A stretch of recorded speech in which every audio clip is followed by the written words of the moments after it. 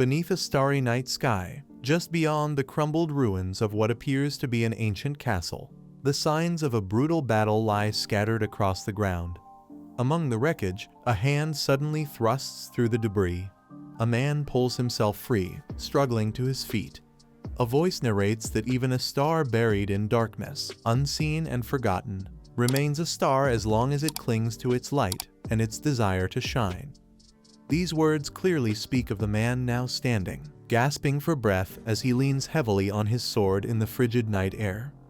The scene changes. A voice abruptly interrupts, pulling him from his thoughts. Annoyed, he turns to see who dared disturb him. A woman named Geminina smirks knowingly, telling him she knew she'd find him here again, lost in admiration over that same sword. The man's name is Vlad.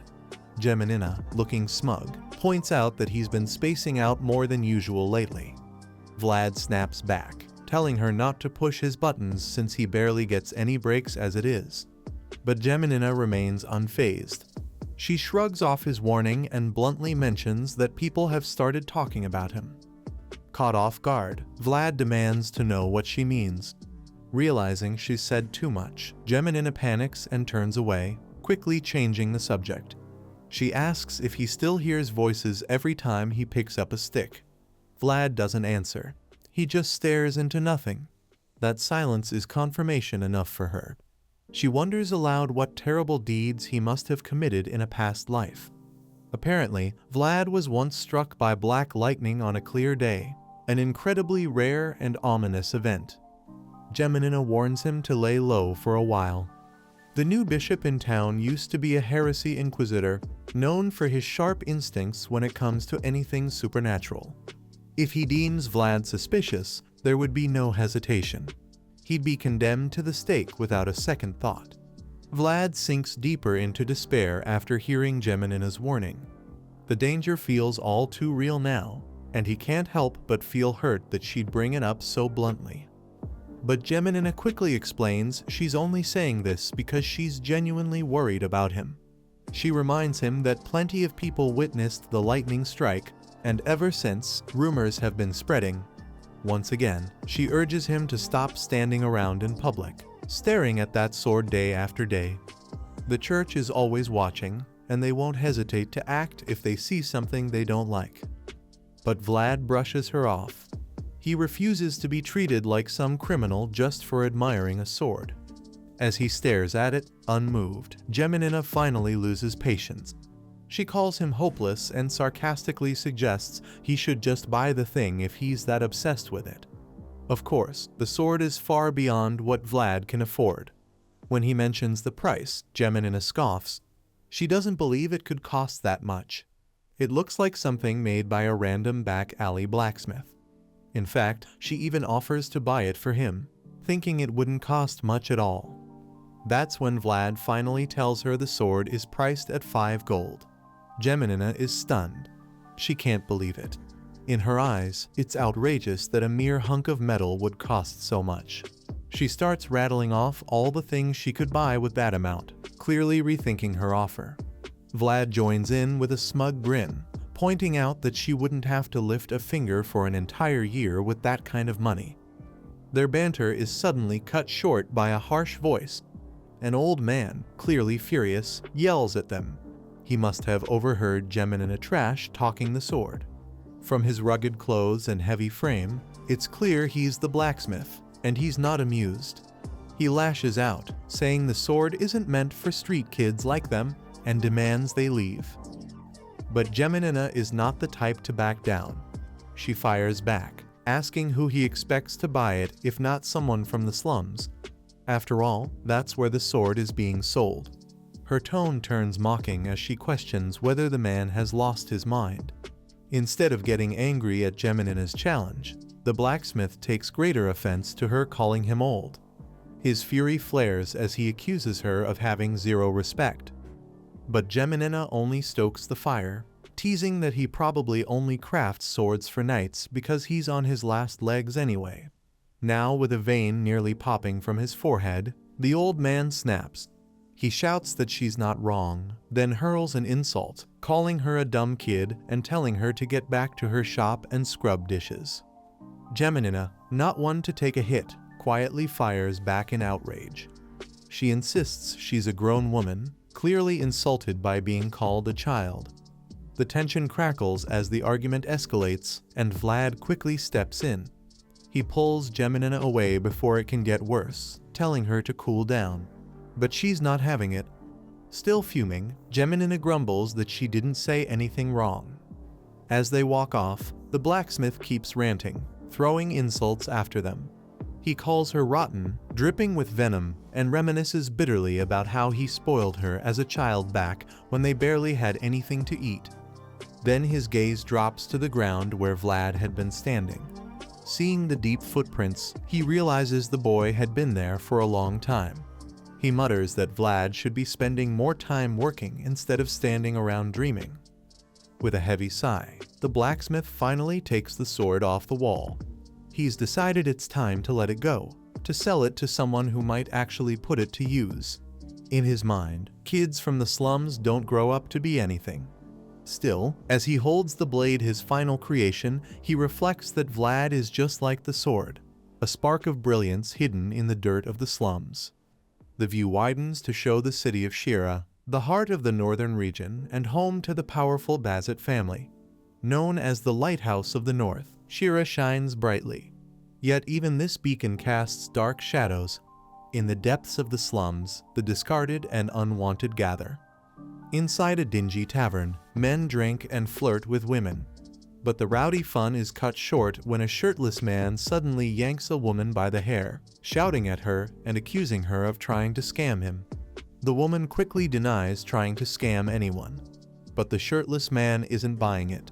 He accuses her of selling fake medicine, claiming he can tell it's a fraud because he's been a mercenary for 2 decades. Just then, Vlad arrives, drawn by the commotion.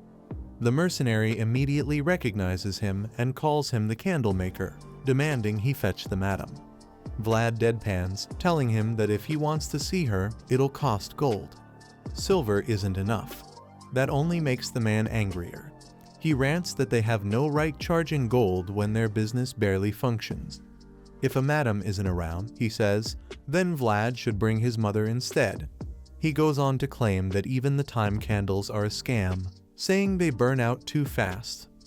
Vlad fires back, telling him he should have paid for a longer burn time if he wanted more fun. Then he coldly suggests the mercenary go spend time in his own wife's bed instead. That pushes the man to the edge. But before he can react, Vlad offers to settle the matter. He says they can test the candles right here and now. And if it turns out they're faulty, the man can do whatever he wants with the woman. The mercenary hesitates, still suspicious, but Vlad presses him, promising that if the candles check out, he'll beat him down right then and there. Vlad's piercing blue eyes glow with menace, and the mercenary suddenly looks nervous. He lights the candle and waits. 5 minutes pass.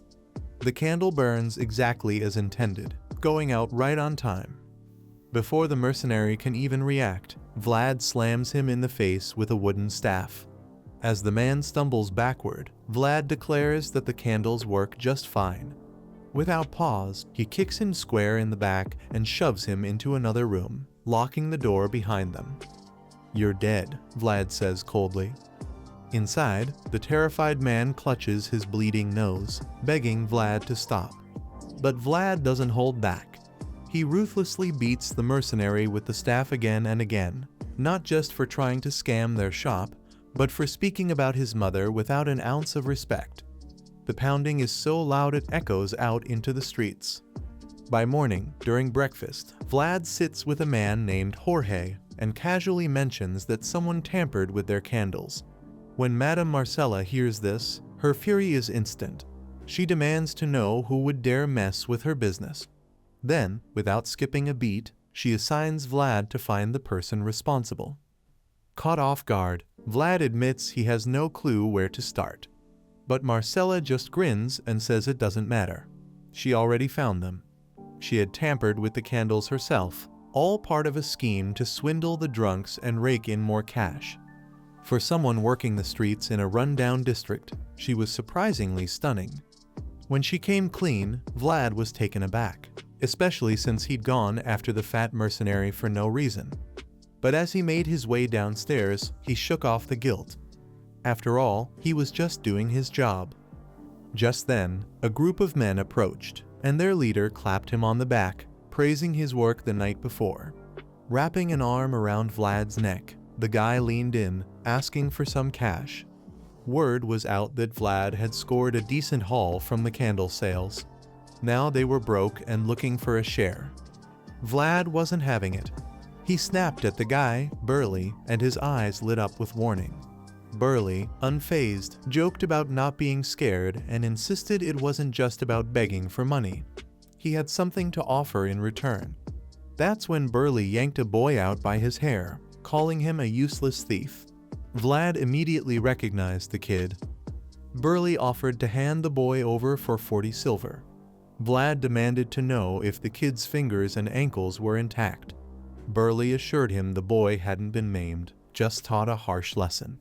Vlad handed over the silver, warning them that next time they should just deal with thieves themselves instead of bothering him. The boy looked horrified, but Burly laughed it off, claiming they weren't killers. As the gang walked away, Vlad reminded Burly that he was cheating his own people. But Burly was just thrilled to have made some quick cash off the kid. Left alone with the boy, Ned, Vlad scolded him. Ned apologized, saying he tried to be careful. Vlad only told him to get lost after confirming he wasn't seriously hurt.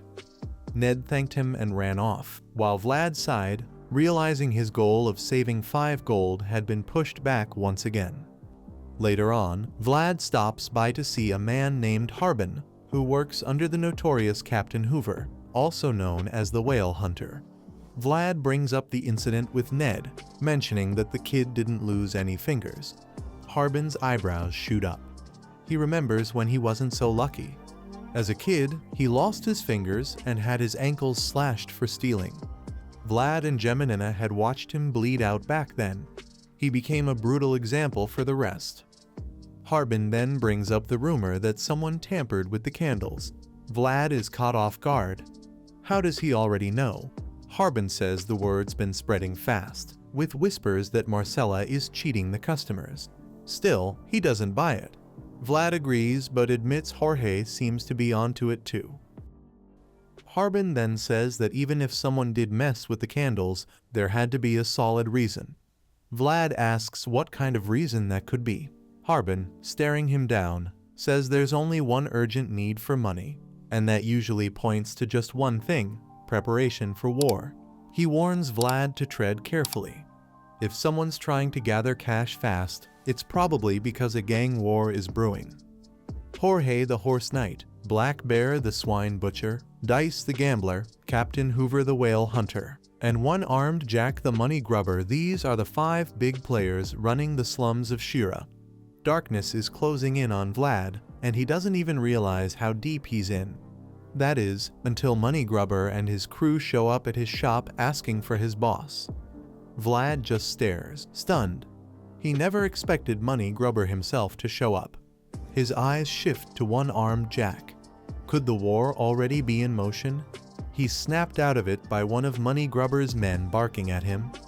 A scar-faced thug with a ponytail calls Vlad a brat for staying silent and demands to know where his boss is.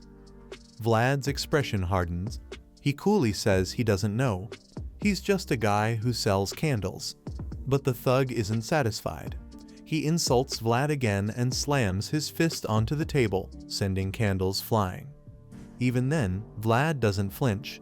He just locks eyes with the guy, refusing to show even a hint of fear. The workers, especially the women, are frozen in fear as they watch the tension unfold, eyes wide and mouths agape. No one dares move, waiting to see what Vlad does next. Suddenly, Vlad drops to one knee and calmly starts gathering the broken, expensive candles scattered on the floor. Then, as if to further provoke the ponytailed thug, he casually announces that the shop is closed for the day. That only makes the thug angrier. He's clearly not used to being ignored. As Vlad keeps picking up the candles, he tells the guy to move his feet out of the way. That's the last straw. The thug tries to kick Vlad while he's crouched down, But quick as a flash, Vlad counters with a strike from his wooden staff, smacking the man's leg midair.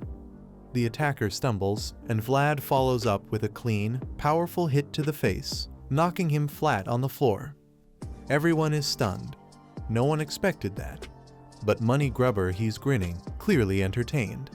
As Vlad stands tall, his glowing blue eyes locked on the thug below, he presses his staff against the man's face. A silent message rings loud. In the back alleys, only the strong stand tall. Money Grubber's men are furious. They're ready to retaliate, but their boss raises his hook, signaling them to hold back. Confused, they watch as the towering crime lord breaks into applause, one hand clapping, the other a hook. He's impressed. Money Grubber appraises Vlad, joking about the noise. Vlad replies that he doesn't discriminate against the disabled. No hesitation, no filter. Instead of taking offense, Money Grubber bursts into laughter. The blunt honesty only amuses him more. He steps closer, touches Vlad's face with his hook, and muses aloud, asking if Vlad remembers who he once took from him. Vlad shoots back that whoever it was must have died early because he doesn't recall. Before Money Grubber can respond, one of his men calls out urgently. Both he and Vlad turn, and standing before them is Jorge, flanked by his men. Jorge greets Money Grubber with a sly remark, saying he would have grilled some meat if he'd known the big guy was coming. But the towering man brushes it off, reminding Jorge they're not exactly on friendly terms. Still, Jorge plays the host, inviting him upstairs. Jack, however, says he'd rather have some good liquor than meat.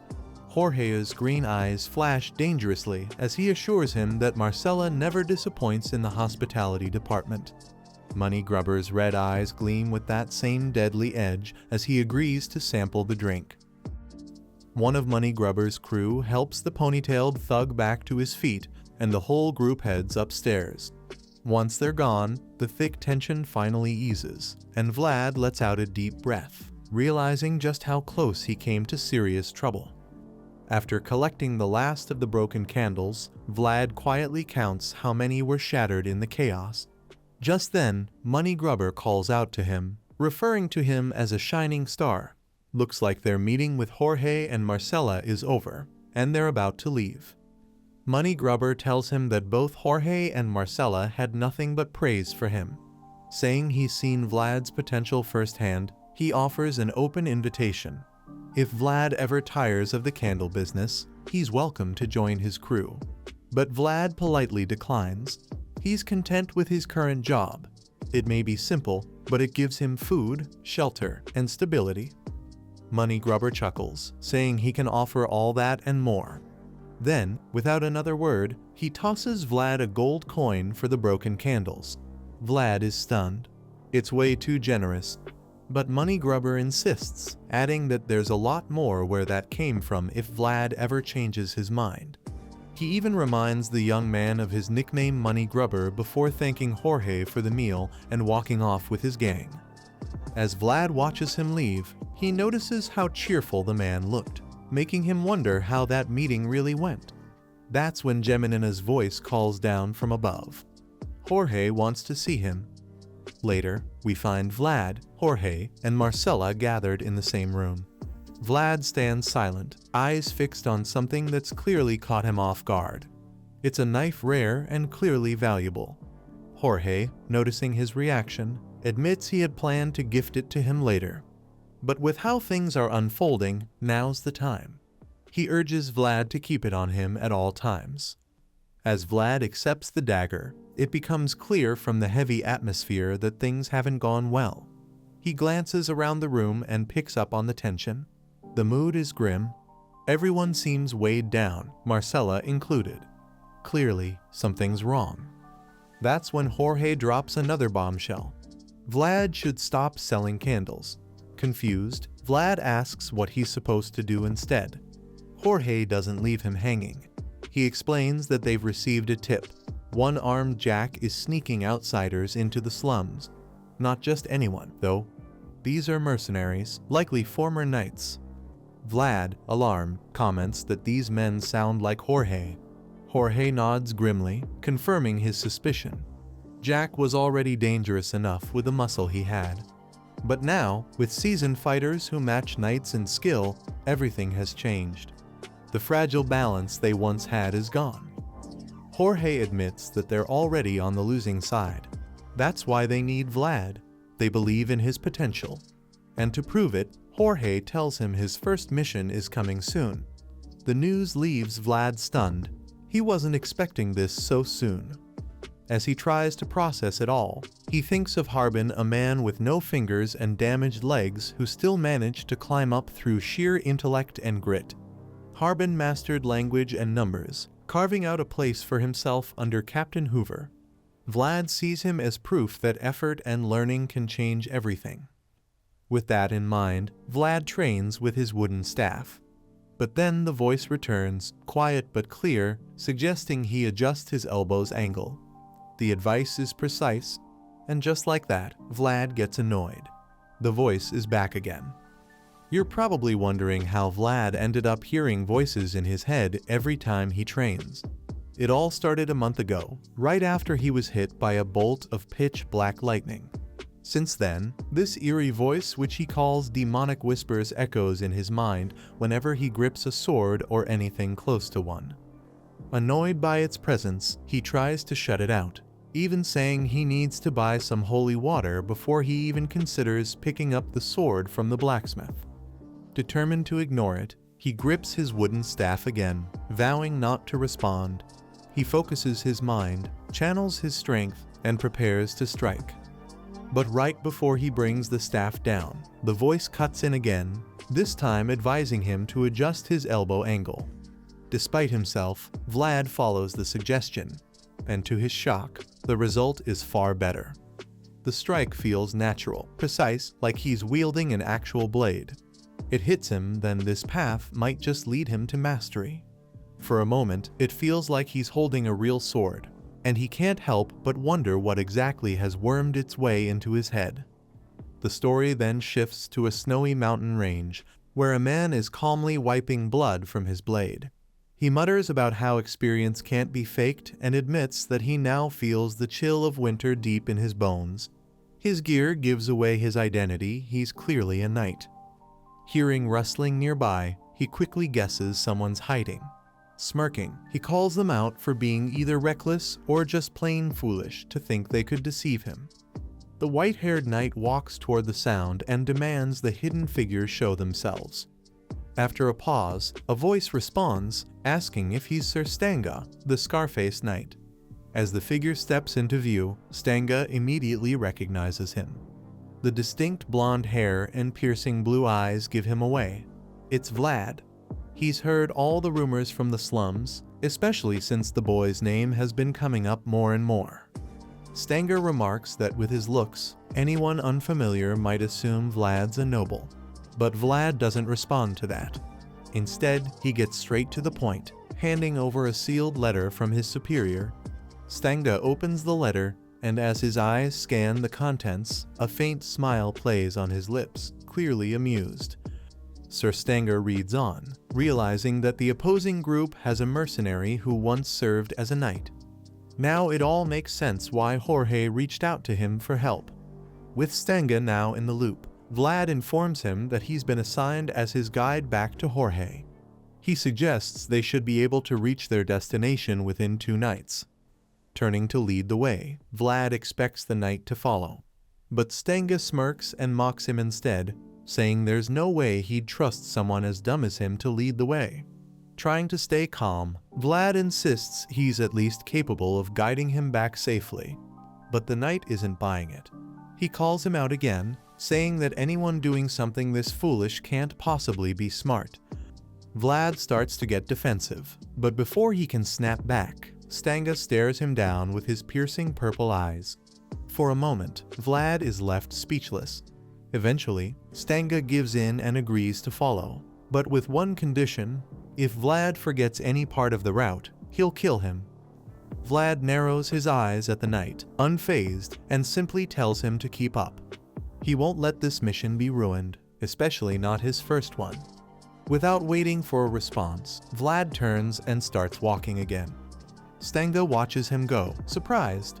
Even with all his intimidation tactics, the kid didn't flinch. He didn't even acknowledge the threat. That boldness, Stanga thinks, must be what Jorge sees in him. He's only just met Vlad, but already sees potential in the boy, a fire worth feeding. Later that night, the two stop to rest in a small cave. They light a fire and sit in silence, the atmosphere thick with awkwardness. After a while, Stanga catches Vlad sneaking glances at him.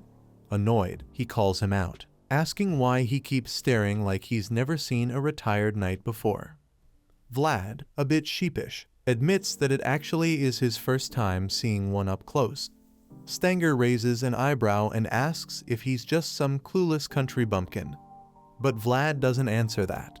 Instead, he flips the question back, asking where the knight is from. Stanga replies that he's from a place called D. Vlad immediately reacts, blurting out how rural that sounds. The knight doesn't take the comment lightly. He clearly feels a bit insulted. Changing the subject quickly, he shoots Vlad another deadly glare and repeats his earlier warning. If they get lost, he'll cut him in half. He means every word. But just like before, Vlad doesn't bat an eye. Calmly, he tells the knight to stop saying such terrifying things as he casually unwraps some beef jerky. Then he adds that with knights, every joke is actually a threat in disguise. Stanga doesn't bother responding to that. His attention shifts to the food instead. He eyes the jerky, noting how fresh it looks, and asks if there's a portion in there for him. Vlad doesn't skip a beat. He says Jorge didn't give him any extra. Then he turns the question around and asks if Stanga brought anything to eat. The knight shows him a few scraps of meat, clearly unimpressed with his own stash. Meanwhile, Vlad sticks his jerky on some skewers and starts roasting them over the fire. The aroma fills the cave, and Stanga's mouth begins to water. Eventually, in a moment of desperation, the knight offers a deal. He'll answer any question Vlad has in exchange for a piece of jerky. He calls it a rare opportunity and urges Vlad to take advantage of it. With his mouth full of meat, Vlad looks at him and considers the offer. Then, completely unfazed, he asks how many pieces the knight wants, saying he could have just asked if he wanted some. Stanga scowls again, telling him that his pride won't allow him to beg for food. Knights, he explains, live by a code. They only get something if they give something in return. Folding his arms and closing his eyes, he makes it clear he won't budge. Vlad simply reminds him that he's retired now, but Stanga doesn't care. He's lived by that code his entire life and has no intention of changing now. So Vlad goes along with the deal. He starts with the basic question, his name. Stanga gives it. Then comes the next, his age. Stanga says he's 42. That's when it hits him. Vlad never handed over any jerky. Annoyed, he glares at the kid and calls him a brat. Sensing that Stanga is dodging the question, Vlad presses him directly. Can he use aura or not? Stanga just smiles and pauses, which makes Vlad so desperate for an answer that he offers all his beef jerky in exchange. After stalling for a bit longer, the knight reminds him that a true knight only takes something when something is offered in return. With that, Stanga decides to show him instead. He pulls out his sword and grips it tightly in front of him. Then he shuts his scarred left eye. Curious, Vlad asks why he's closing that eye. Stanga replies that he needs to summon his inner world from deep within his soul. As his closed eye starts to glow with a blue hue, he tells Vlad to pay attention. The sword begins to glow too, emitting a radiant blue light. Stanga declares this is the very soul of a knight. The light intensifies, shining so brightly that Vlad has to shield his face. Later that night, the two head toward the city. Stanga starts complaining, saying he feels awful. Vlad, thinking he's talking about their ragged appearance, says it's better to look dirty and blend in rather than look like knights and attract attention. But Stanga isn't talking about their looks. He's talking about how all of this is messing with his pride. He grumbles about sneaking in through a hole in the wall. Clearly annoyed, Vlad explains that he was ordered to bring him in quietly, and using the main gate would defeat the purpose. Even after the explanation, Stanga still acts like a sulking child. Vlad urges him to keep going and promises to prepare a nice bath as a reward. As they make their way through the hidden passage, Stanga suddenly comments on how eerily silent it is. The stillness clearly unsettles him. Vlad casually replies that it's just the time of night, everything's asleep. But then they come across something that halts them in their tracks, several lifeless bodies lying ahead. Stanga asks if this is a normal sight around here. Vlad quickly responds that it definitely isn't. Judging from the scene, he guesses these men probably ended up fighting each other. Without wasting time, Vlad suggests they split up. He offers to tell Stanga the location of a secret back entrance used only by members of his organization. As he walks off, Vlad tells Stanga they'll regroup soon. After a while, Vlad reaches the shop and is stunned to see it in chaos. The place has been torn apart. Amid the wreckage, he finds Jorge badly injured and wrapped in bandages, with Marcela tending to him. When Jorge spots Vlad, he greets him warmly, glad he made it back in one piece. Unfortunately, he also shares some grim news. Money Grubber was the one who attacked them. Jorge had suspected it. Those with wealth often possess power far beyond the norm. Vlad, clearly worried, asks Jorge if he's all right. Jorge admits it's been a long time since he fought someone night level, and the clash left him badly hurt. Still, he's more focused on something else. Did Vlad bring Stanga? Vlad confirms that he found the retired knight, but they had to separate because the main gate was under surveillance. He also mentions that he gave Stanga directions to the back entrance and figures he should have arrived by now. Pleased, Jorge reveals that they're planning to strike Money Grubber the next day in hopes of ending things once and for all. He then asks how Stanga looked. Vlad assures him the old knight seemed well and even remarks that he appears to be a good man. Finally, Vlad shares what might be the most important detail. He knows now that Stanga can use aura. That alone gives him hope that they'll come out victorious in the coming fight. Instead of being relieved, Jorge is stunned. He can't believe Stanga has that kind of power. Just then, Vlad hears footsteps and assumes Stanga has arrived.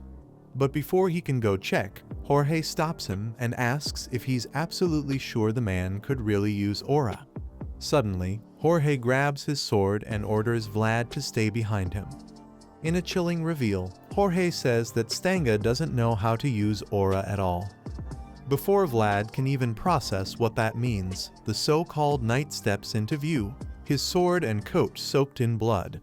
The imposter greets Jorge in a sinister tone, saying it's been a long time since they crossed paths.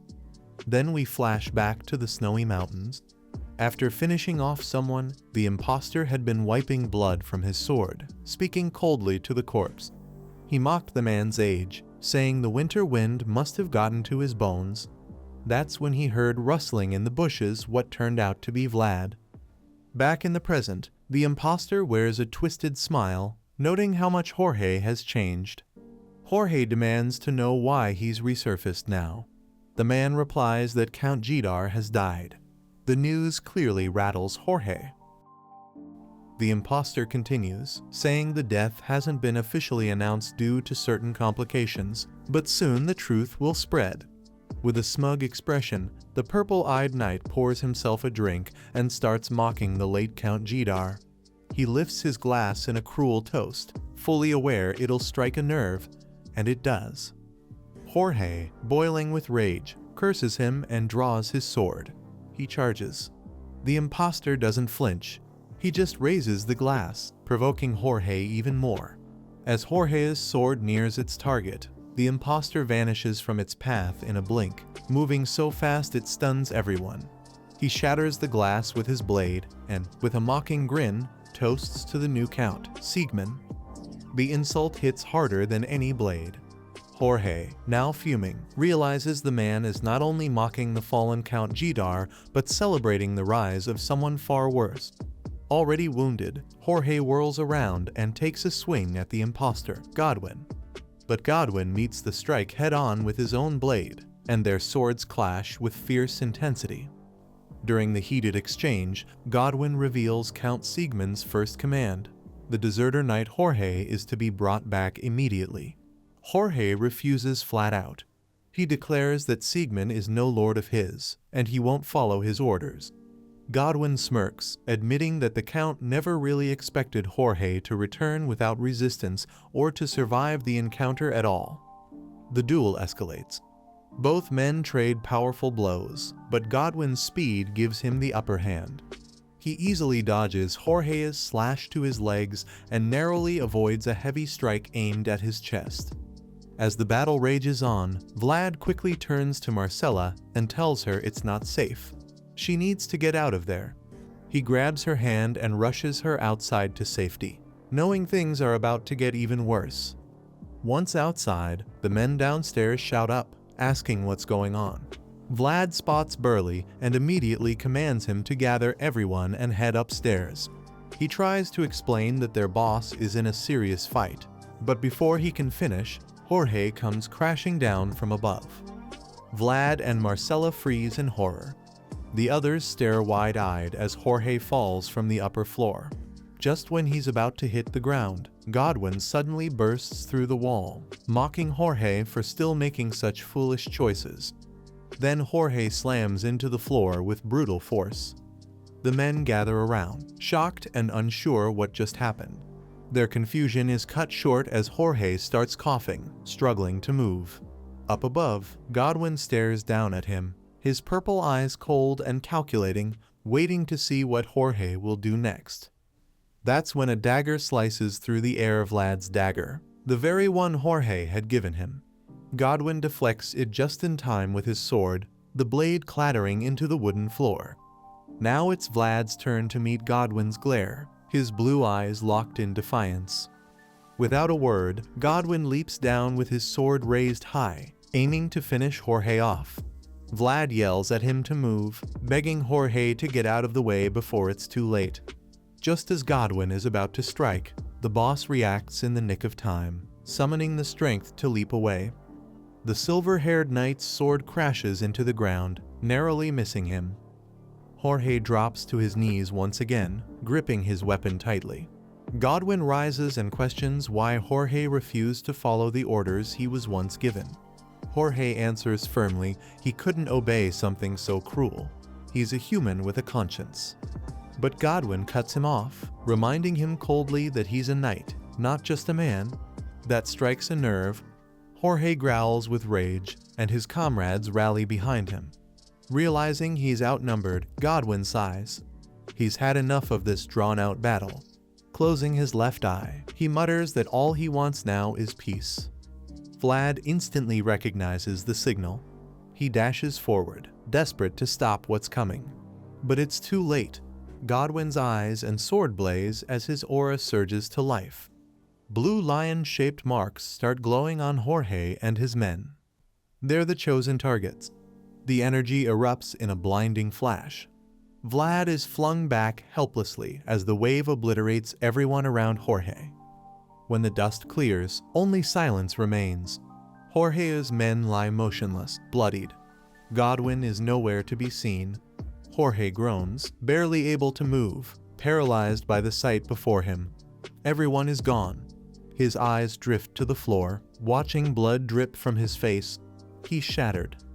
Vlad stares at the aftermath in disbelief. His mind floods with memories. Jorge was the one who found him on the street, the first to believe in him when no one else did. The knight who raised him to be strong, to be someone. And now that pillar of strength has been destroyed. Under the haunting light of the blue moon, Godwin appears once more, this time holding Jorge's severed head. Vlad stares, frozen, a part of him still hoping it's not real. But the truth is clear. His world has just crumbled, all at the hands of the monster he had welcomed into his life. Crushed by grief, Vlad grabs Jorge's sword and screams out in pure agony. Just as he's about to bring the blade down in rage, a voice echoes in his mind, urging him to stop. But he ignores it and swings with everything he's got. Godwin dodges effortlessly. The strike wasn't a real threat, but what surprises him is Vlad's form. He swung the sword with precision, following the correct arc. That shouldn't be possible for a street rat from the slums. What Godwin doesn't know is that this rat was once struck by jet black lightning. Still, despite his confusion, Godwin is impressed. He admits it aloud, but Vlad doesn't care. He's not here for praise. He's here for revenge. Fueled by rage, Vlad charges again, yelling for Godwin to die. The imposter fires an energy blast, but Vlad twists midair and knocks it aside. He lands a clean hit, hard enough to send Godwin flying and make him drop his sword. Staggering to his feet, Godwin stares in disbelief. He starts to realize this kid might have been born with something rare. Maybe that's why he moved the way he did purely by instinct. But it came at a cost. Vlad's body can't keep up. He crashes to the ground, groaning from the sharp pain. The voice inside urges him to stay calm, to breathe, to hold on. Clutching his side, Vlad curls up, struggling to stay focused. Godwin watches, silent.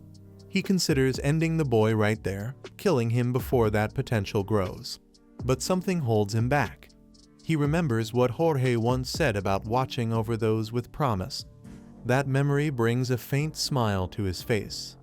He calls out to Vlad, who's still trembling on the ground, and says that a knight always settles the score fairly. Confused, Vlad looks up. Then out of nowhere, Godwin tosses him 2 pieces of beef jerky, the same ones Vlad had given him in the cave. He reveals that his name isn't Stanga, and he's definitely not 42. Vlad was shortchanged in that deal, so he's returning a couple of pieces to balance it out. Still, despite the gesture, Godwin makes one thing clear: he's taking Jorge's head with him. Vlad stares in shock, unable to look away from Jorge's bloodied, severed head. Godwin speaks with smug certainty, declaring that he's taking it as a rightful prize, his reward as the victor. He locks eyes with Vlad, almost daring him to respond. Boiling with rage, Vlad glares back and swears he'll kill him. Godwin chuckles, unimpressed. He turns away and mocks Vlad one last time, saying he shouldn't even think about asking for the rest of the beef jerky, not with the pathetic state he's in. With that, Godwin begins walking off. Vlad, still on his knees, struggles to rise. Teeth clenched, words shaky but full of fury, he repeats his vow. He will kill the man who took his master's life. But Godwin doesn't look back. He leaves the shop carrying Jorge's head like a grim trophy. Vlad screams after him, calling his name. But the knight just keeps walking, expression blank. He exits through the gaping hole he created earlier, and Vlad yells after him one final time, promising that the day will come when he'll return to settle the score. After the destruction, Geminina helps the injured Vlad to his feet. He groans in pain with every step, one hand pressing tightly over his wound. It hurts so badly that he eventually collapses to his knees again, drenched in sweat and gasping for breath. Then the scene flashes back. Vlad's still inside the shop, curled up on the ground. Marcella stands over him, glaring. She doesn't sugarcoat anything, just tells him bluntly to get up. When he doesn't respond, she slaps him hard across the face. She demands he pull himself together and hits him with a question. Does he know what separates those in the heart of the city from the ones rotting in the slums? Vlad has no answer. He just stares at her, dazed, still reeling from everything. Afraid, maybe, of being hit again. Marcella doesn't hesitate. She tells Vlad straight. The difference between people in the city and those from the slums is opportunity. In the city, you can fail and still bounce back. They've got room to make mistakes. But for people like us, one failure is all it takes to lose everything. She gestures around the ruined shop, littered with the bodies of their comrades. Does it look like we can afford failure? She asks. This massacre, she says, is the price they pay for just one slip. Marcella grabs Vlad by the shoulders, locking eyes with him. She tells him not to waste the one chance life gives him. For people born into hardship, that rare moment of opportunity might never come again. Back in the present, a new fire burns in Vlad's eyes. Geminina notices the pain he's in and gently asks if he's okay, suggesting they slow down. But Vlad shakes his head. There's no time for that. He wipes the sweat from his face and, with Geminina's help, forces himself to rise. Just then, one of the enemy soldiers spots them. He shouts, announcing he's found Jorge's little underling, the one they've been hunting. Vlad's adrenaline kicks in. Moments ago, he could barely walk. Now he's sprinting. Geminina runs too, and he grabs her hand to make sure she's not left behind. He tells her to move fast. Their lives depend on it. As they dash through the alleys with blades at their backs, Vlad's thoughts shift. Their home is gone. Everything they knew has been torn apart. But maybe, just maybe, it's time for them to fly two young birds forced to leave the nest and take to the sky. They manage to slip away, disappearing into the chaos. Their pursuers are left behind, bewildered and angry, spinning in circles, trying to guess which path the kids took. One of them growls in frustration, calling them little rats, while another suspects they slipped into a different alley. The gang leader suddenly barks out an order. Every corner must be checked, and whoever finds the kids gets a hefty reward. As he steps forward, his face becomes visible. It's the same ponytail thug Vlad embarrassed back at the shop when Money Grubber first arrived. That little showdown didn't just bruise his ego, it cost him some teeth. Now he's hellbent on revenge, itching to make Vlad suffer for the humiliation. Hearing there's a reward, the goons jump into action, eager to be the one to cash in. They scatter in all directions, convinced Vlad and Geminina couldn't have made it far. Ironically, in their rush, they storm right past the very door where the kids are hiding, completely missing the fact that it's slightly ajar. Inside, Vlad and Geminina sit silently behind the door. Vlad grips his dagger, ready for the worst, while Geminina does her best to stifle her sobs with both hands. Every muffled footstep that fades into the distance gives Vlad a clearer picture. They won't get far like this. It's only a matter of time before someone checks more thoroughly. Realizing this, he tells Geminina to wait for a quiet moment and then slip outside to escape. Naturally, she's worried about what he plans to do. Vlad explains that moving together would only increase the risk. It's too dangerous with the gang so close. But Geminina refuses to leave. She insists on staying with him, reminding him of the promise he made to Marcella to get her somewhere safe before going off on his own. Vlad tries to reason with her. He tells her to head for the convent before sunrise, or to Harbin if she prefers. Still, Geminina refuses to budge. She throws a fit, wailing that she doesn't want to be left behind. That's when Vlad loses his patience. He snaps, calling her out for never listening, and even calling her an idiot just to drive the point home. He tells her bluntly he can't protect her right now. Shocked by his outburst, Geminina starts to cry. And in that moment, the noise they made comes back to haunt them. Suddenly, a voice calls out, someone demanding to know who's inside. Geminina freezes for a moment, then quickly snatches a knife from the floor, ready to defend herself if needed. A man steps into view from another room, holding a lamp. It's the blacksmith they met earlier. He recognizes Vlad and Geminina and asks what they're doing in his house. True to form, Geminina immediately starts mouthing off, calling him an old man and waving the knife in his direction. Unfazed, the blacksmith shoots back, asking what's wrong with her. He reminds them that they're the ones who broke into his home. Geminina ignores him completely and keeps threatening to stab him if he so much as moves. But the blacksmith looks at her closely. He can see she's trembling, scared more than anything else. Trying to ease the tension, he speaks gently, telling her to calm down and put the knife away. Geminina refuses. Instead, she demands the sword, the one Vlad's always had his eye on. The blacksmith looks puzzled. Geminina clears it up, saying she means the one that used to hang outside. She insists again, saying they're not safe anywhere else and they need it. Her tone makes it clear she's not bluffing. Vlad steps in, urging her to drop the knife. but she ignores him and yells at the blacksmith to hand over the weapon. The blacksmith watches her and sees the desperation in her eyes. To him, this is just how things are in the slums. People grow up fighting for whatever they can get. It's survival. He remembers being the same way when he was younger. After a long, heavy silence, he looks at Geminina and says her situation is truly pitiful, subtly letting her know he won't give in. That pushes her over the edge. Furious, she charges at him with the knife. The blacksmith doesn't flinch. He closes his eyes, expecting the worst. Even Vlad thinks she's going to stab him. But instead, Geminina does something unexpected. She slashes her own hair with the blade. The old man's eyes widen at the sight. The girl, her voice trembling and eyes brimming with tears, steps forward and offers her red hair. She knows it's not worth much but pleads with him to accept it, promising she'll pay him back in the future. All she wants is for Vlad to receive the sword. Her desperation is undeniable. The blacksmith is left speechless. After a moment, he turns to Vlad and asks if he's really leaving the slums.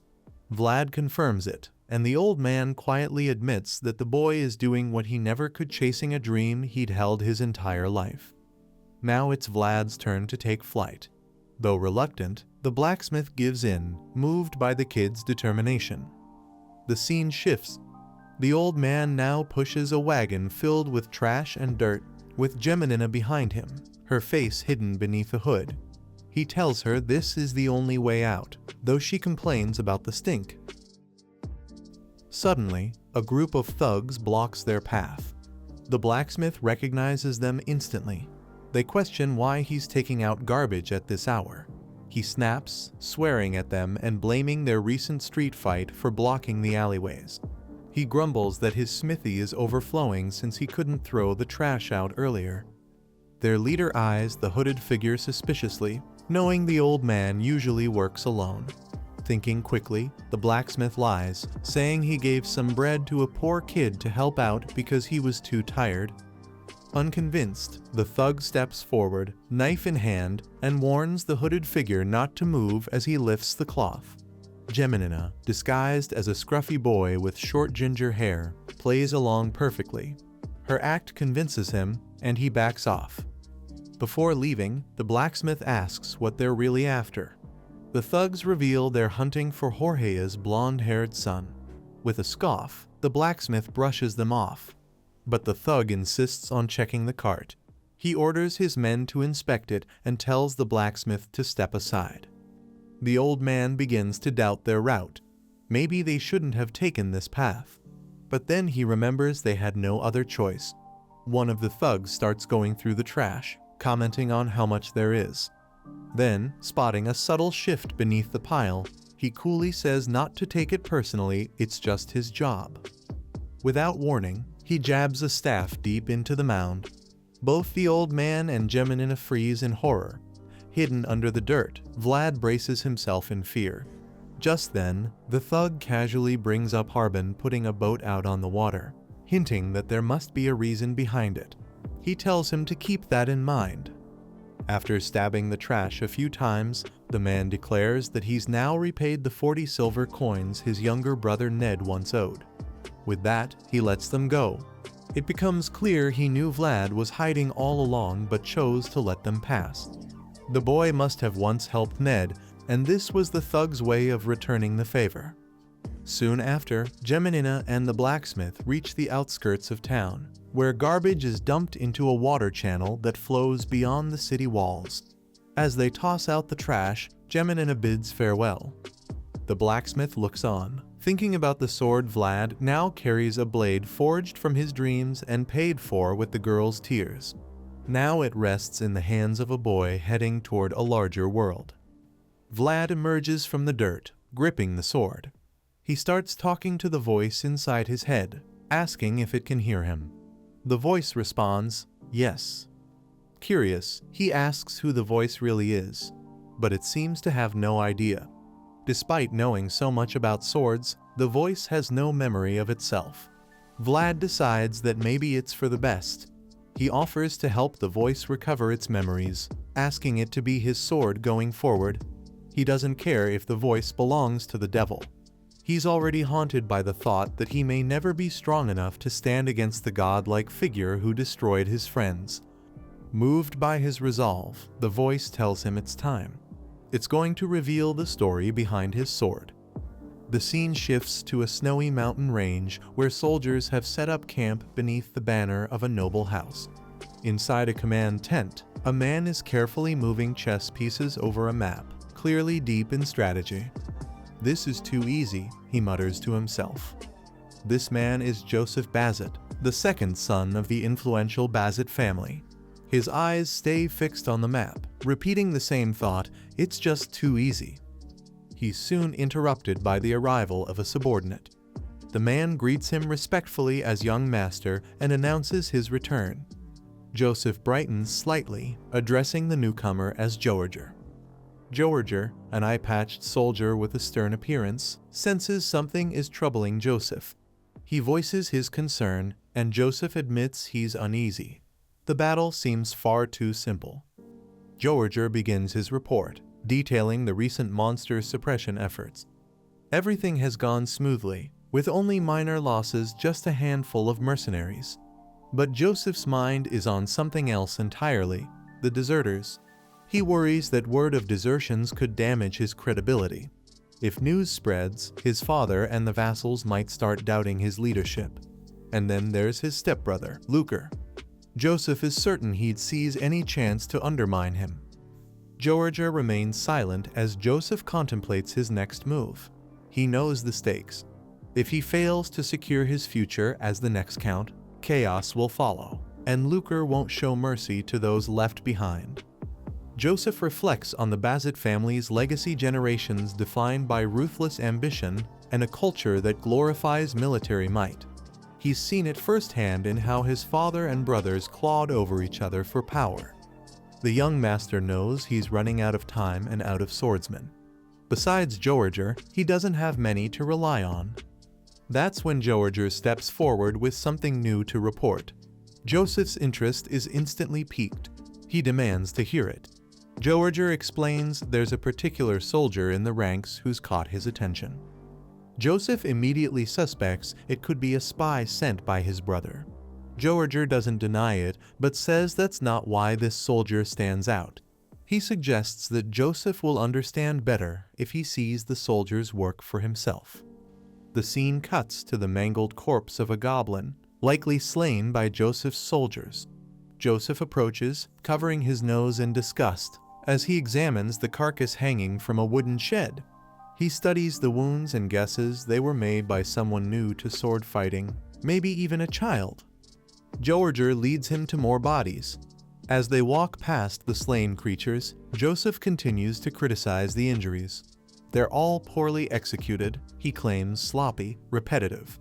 But then one corpse catches his eye. This one is different, a goblin with its torso cleanly sliced open. As he looks closer, Joseph realizes something. The cuts, despite their variation in quality, all share the same patterns. They were made by the same person. To confirm his hunch, he turns to Georger. The one-eyed soldier nods and reveals something even more surprising. The goblins with the messy wounds were killed a month ago. The ones they're looking at now just yesterday. Joseph is stunned. It's hard for him to believe that someone who was swinging so crudely just weeks ago has now refined their skills so dramatically. It shouldn't be possible. But the evidence is in front of him. Intrigued, he presses Georger for more information about this person. The scene shifts again, this time to the snowy forest where a battle is raging. A group of men is engaged in a brutal fight against goblins. One soldier, surrounded, holds his ground with a spiked club, fending off the beasts one by one. A voice shouts for the men to close ranks, making sure none of the goblins escape. Suddenly, another soldier with a spear appears, stepping confidently onto a goblin corpse. He calls out to his comrades, claiming he can see the end, urging them to finish the fight quickly. But instead of charging ahead, the other men freeze in terror. Their eyes are fixed on something behind him. The man with the spear turns, confused by their expressions. But it's too late. A towering, red-eyed hobgoblin looms behind him. Before he can react or ask what's wrong, the monster slams its massive wooden club down on him. The impact is devastating, sending snow flying in all directions. As the snow settles, the soldiers finally see it: the goblin has smashed the man's skull straight into the ground. Fear grips them all, but they grit their teeth, resisting the urge to flee. The creature lets out a furious roar, but still they hold their ground. That defiance doesn't last.